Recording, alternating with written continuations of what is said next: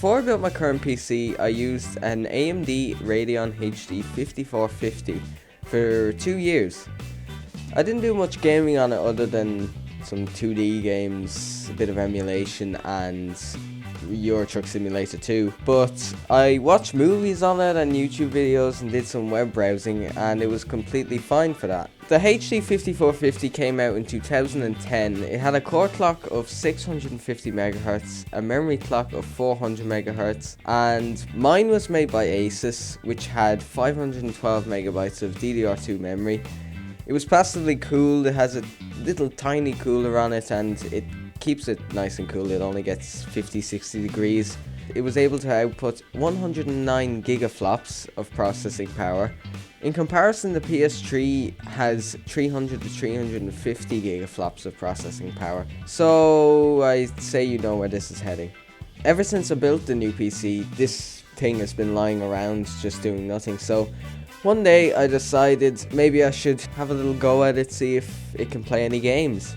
I ran it on 13 games with a mixture of old and new games, some as old as 2008 and some right up to this year. I used the latest AMD Crimson drivers, which were supported by the HD 5450, which were the 16.2 drivers. I ran the GPU at stock speeds, and later on I overclocked it to 800 MHz on the core and 520 MHz on the memory. So just how well will the HD 5450 perform? So let's roll on the benchmarks. Oh! I'm schooling your ass, young shit! Whatever, homie.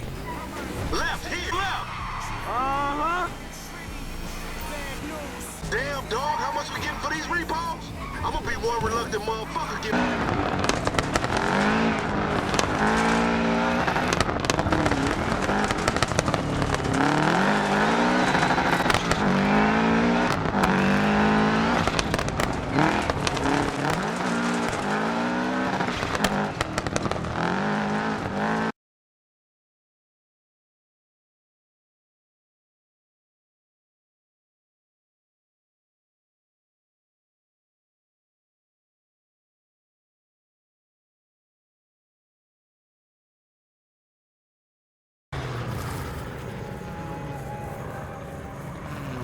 Come on.